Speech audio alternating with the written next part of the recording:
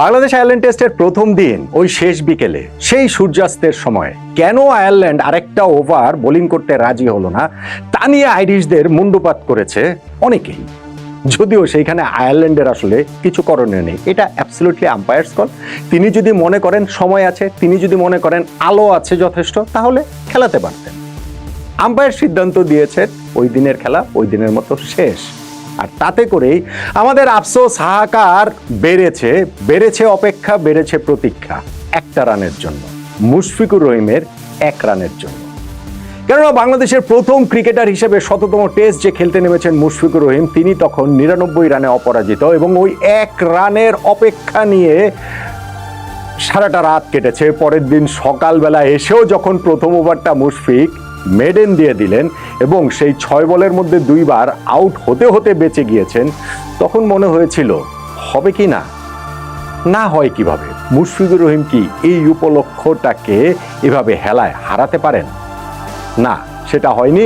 মুখোমুখি হওয়া দিনের ৮ নম্বর বলে একটা সিঙ্গেল নিয়ে মুশফিক ঠিকই পৌঁছে গেলেন তার সেই কাঙ্ক্ষিত প্রার্থিত সেঞ্চুরিতে। ১৭তম টেস্ট বাংলাদেশের প্রথম ক্রিকেটার হিসেবে তিনি খেলতে নামছেন, এটাই ইতিহাস গড়ার জন্য যথেষ্ট।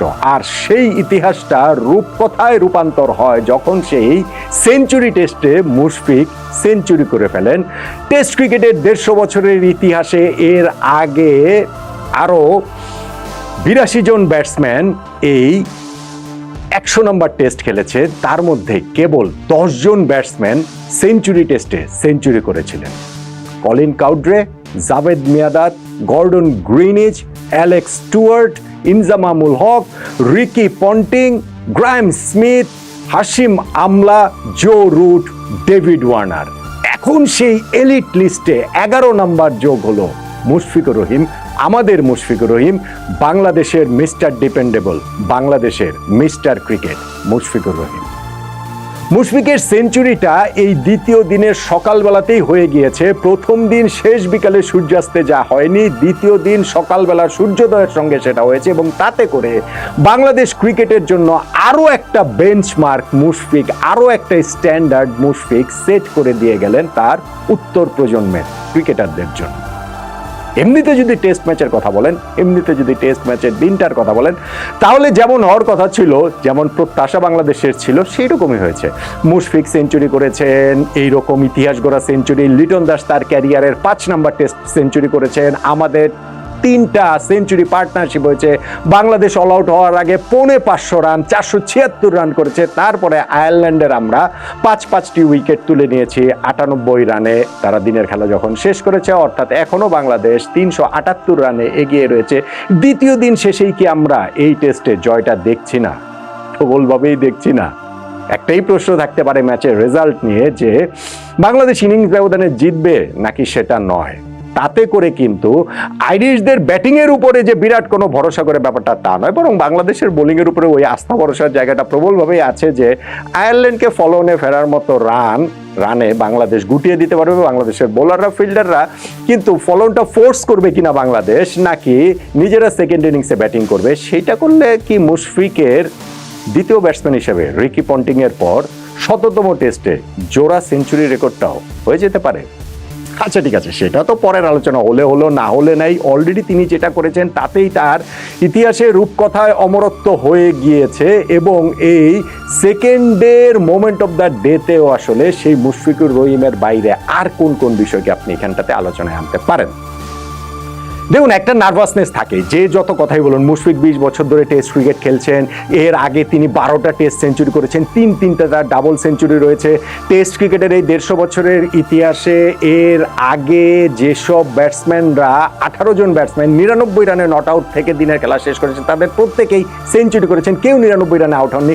সবই ঠিক আছে, কিন্তু নার্ভাসনেস থাকে এবং সেই নার্ভাসনেস থেকেই দিনের প্রথম ওভারটাতে সেকেন্ড ডেতে ম্যাথু হামফ্রিজ বাহাতি স্পিনার বলে মুশফিক দুইবার প্রায় আউট হয়ে গিয়েছিলেন। একটা তার ইনসাইড এজ তাকে কিছুটা সেভ করেছে এবং আরেকটাতে স্ট্যাম্পটা একটুর জন্য বলটা মিস করেছিল। কিন্তু সেকেন্ড ওভারটাতে যখন লিটন একটা সিঙ্গেল নিয়ে তাকে স্ট্রাইক দিলেন, সেকেন্ড বলটাতেই অর্থাৎ দিনের ৮ নম্বর বলে মুশফিক একটা সিঙ্গেল নিয়ে তার সেই সেঞ্চুরির সৌধে পৌঁছে গেলেন, নতুন একটা স্ট্যান্ডার্ড বাংলাদেশ ক্রিকেটের জন্য সেট করে ফেললেন। না, মুশফিকের পরে আর খুব বেশিক্ষণ টিকতে পারেননি, তিনি আউট হয়ে গেছেন। স্লিপে একটু লাফিয়ে ওঠা বলটাতে তার ব্যাটের কোনা ছুঁয়ে স্লিপে ক্যাচ চলে গিয়েছে।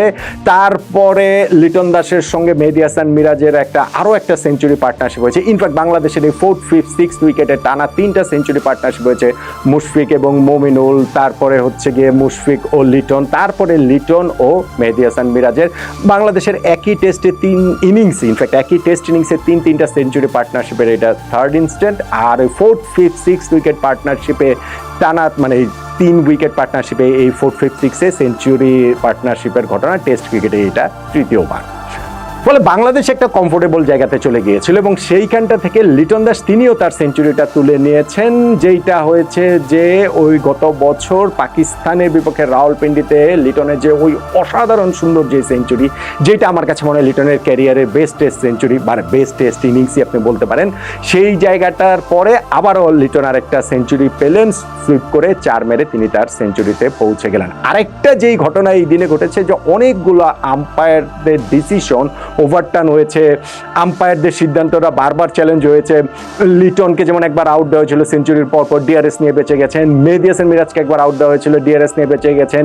কিছু কিছু জায়গাতে হচ্ছে গিয়ে আয়ারল্যান্ডের ক্ষেত্রে তারা যখন ব্যাটিংয়ে নেমেছে প্রথম ওভারটাতে একটা উইকেট পেয়ে গিয়েছিলেন বলে উল্লাস করছিলেন বাংলাদেশের সবাই, কিন্তু ডিআরএস নিয়ে ওইখানটাতে আইরিশটা বেঁচে গেছে। এরকম আবার লাস্ট উইকেটটা যে আমরা পেয়েছি সেটা আবার আম্পায়ার্স কলে পেয়েছি। ঠিক তার কিছুক্ষণ আগে আরও একটা ডিআরএস নিয়ে আইরিশ ব্যাটসম্যান বেঁচে গিয়েছেন, ব্যাটারি ইনসাইড এজ হয়েছে। ফলে আম্পায়ারিংটা এই দিনটা যে আসলে খুব ভালো হয়েছে বিষয়টা সেটা নয়, যদিও এন্ড অফ দ্য ডে গিয়ে বাংলাদেশের জন্য সেটা আসলে খুব বেশি ম্যাটার করে না। এবং ম্যাচের কনটেক্সটও যদি বিবেচনা করেন তাহলেও যে আম্পায়ারদের সেই সিদ্ধান্তগুলো ম্যাচের গতিপথ যে পাল্টে দিয়েছে, দিনের খেলার গতিপথ যে পাল্টে দিয়েছে, সেরকমটাও আসলে বলার কোনো উপায় নেই। বাংলাদেশের ওইখানটাতে মুশফিক আউট হওয়ার পর বলছিলাম যে লিটন এবং মিরাজের আরও একটা সেঞ্চুরি পার্টনারশিপ হলো। তারপরে হচ্ছে কি 128 রান, মিরাজ প্রথমে আউট হলেন, তিনি তার 50 জাস্ট আগে 47 রান করে তিনি আউট হয়ে গেলেন পয়েন্টে একটা সহজ ক্যাচ দিয়ে। 128 রানে লিটন দাস তিনি স্লপ সুইপে রান বাড়ানোর একটা দ্রুত রান করার একটা চেষ্টা করেছিলেন, ব্যাটার আউটসাইড এজ হয়ে সেটা স্লিপে তিনি ক্যাচ হয়ে গিয়েছেন। আমরা শেষের দিক দিয়ে আসলে খুব বেশি রান করতে পারিনি, 500 তো ছাড়াতেই পারতো ইনিংসটা, সেটা 476 রানে আমরা অল আউট হয়ে গেছি। আয়ারল্যান্ড অফ স্পিনার এন্ডি ম্যাকব্রাইন তিনি হচ্ছে গিয়ে 6টা উইকেট পেয়েছেন। এখন 476 রান অনেক বড় স্কোর আয়ারল্যান্ডের বিপক্ষে, এবং এই মিরপুরের উইকেটে বাংলাদেশের বোলার স্পিনারদের বিবেচনা করলে তো সেটা বড় বটেই। কিন্তু ওই যে প্রথম ওভারে তারা ব্যাটিংয়ে নেমে যে ডিআরএস নিয়ে বেঁচে গিয়েছে, প্রথম 10 ওভার কিন্তু তাদের কোনো উইকেট যায়নি, বিনা উইকেটে তারা 41 রানে পৌঁছে গিয়েছিল। তারপরেই কিন্তু তাদের একের পর এক উইকেট চলে গিয়েছে। সৈয়দ খালেদ আহমেদ শুরুতে পল স্টার্লিংকে তিনি এলবিডব্লিউ করে যেটা শুরু করেছিলেন, হাসান মুরাদ বোলিংয়ে আসলেন এবং এসেই ফার্স্ট ওভারে উইকেট পেলেন। মেহেদী হাসান মিরাজ বোলিংয়ে আসলেন, এসেই ফার্স্ট ওভারে তিনি উইকেট পেলেন। হাসান মুরাদ এরপর একটা দুর্দান্ত ডেলিভারিতে ব্যাটের আউটসাইডে বিট করে তিনি বোল্ড করে দিয়ে আরও একটা উইকেট পেলেন। এবং তাই জুল দিনের খেলার একেবারে শেষ ভাগে গিয়ে যখন এলবিডব্লিউ তে আরও একটা উইকেট পেলেন, আয়ারল্যান্ড কিন্তু দিনের খেলার শেষ ভাগে রীতিমতো ম্যাচের বিবেচনা যদি করি তাহলে কাপাকাপি অবস্থায় বলতে হবে। 98 রানে 5 উইকেটে তারা দিনের খেলা শেষ করেছে, এখনো বাংলাদেশের চেয়ে 378 রানে পিছিয়ে রয়েছে। এখন ম্যাচ তৃতীয় দিনেও শেষ হয়ে যেতে পারে, থার্ড ডেতে গিয়েও যদি আয়ারল্যান্ডকে আমরা দ্রুত এই ইনিংসে অল আউট করে দেই, তাদের যদি ফলো অন ফোর্স করি, শেষ হয়ে যেতে পারে। আবার এমনও হতে পারে যে না, উইকেট ক্রমশ কঠিন থেকে আরও কঠিন হবে, বাংলাদেশ সেকেন্ড ইনিংসেও ব্যাটিং করতে পারে, জয়টা আরও বেশি করে নিশ্চিত করার জন্য ওইটাও হতে পারে। আমি জানি না যে ম্যাচের ওই পরিস্থিতি বিবেচনায় বাংলাদেশ ক্যাম্প থেকে আসলে কীরকম, বা বাংলাদেশের ক্যাপ্টেন নাজমুল হোসেন শান্ত কীরকম সিদ্ধান্ত নেবেন। থার্ড ডেতে না হলেও খেলাটা ফোর্থ ডেতে মনে হয় সার্টেনলি আসলে শেষ হয়ে যাচ্ছে। কিন্তু এই যে দ্বিতীয় দিন গেল, সেই দ্বিতীয় দিনের মোমেন্ট অফ দ্য ডে আপনি আসলে কোনটাকে বলবেন? দেখেন, আমরা বোলিংয়ে আইরিশদের যে অতগুলো উইকেট তুলে নিয়েছি, সেইখানটাতে ফার্স্ট উইকেটে যে ব্রেক থ্রুটাকে সেইটা অবশ্যই গুরুত্বপূর্ণ, সেটাকেও আপনি বলতে পারেন। আবার হাসান মুরাদ, মেহেদী হাসান মিরাজরা বোলিংয়ে এসেই যে উইকেট পাচ্ছেন সেগুলোকেও বলতে পারেন। আবার ধরেন যে আমরা ব্যাটিংয়ের ক্ষেত্রে লিটন দাসের যে সেঞ্চুরি, এতগুলো দিন পর তিনি সেঞ্চুরি পেলেন বেশ কয়েকটা টেস্ট ম্যাচ পর, সেইটাও খুব গুরুত্বপূর্ণ একটা ব্যাপার। কিন্তু এন্ড অফ দ্য ডে গিয়ে এই টেস্ট ম্যাচটা যেমন মুশফিকের, এই টেস্ট ম্যাচটা যেমন মুশফিকুর রহিমের, এবং তিনি যেইভাবে সেঞ্চুরি পেলেন 99 রানে নট আউট থাকার পরে, এই দিন সকালবেলা ফার্স্ট ওভারটা ওইভাবে সার্ভাইভ করে দুইবার আউট হওয়ার কাছাকাছি গিয়েও বেঁচে গিয়ে তিনি যেই মুহূর্তটা যে সেঞ্চুরি করলেন, 99 আর সেঞ্চুরির মধ্যে অনেক পার্থক্য। 100 নম্বর টেস্টে 100 করা এটা চারটিখানি ব্যাপার নয়। ফলে এই দিনের খেলা সবকিছু ছাপিয়ে আমার কাছে মনে হচ্ছে যে মুশফিকের সেঞ্চুরি করার ওই মুহূর্তটাই বাংলাদেশ আয়ারল্যান্ড এই মিরপুর টেস্টের দ্বিতীয় দিনের মোমেন্ট অফ দ্য ডে।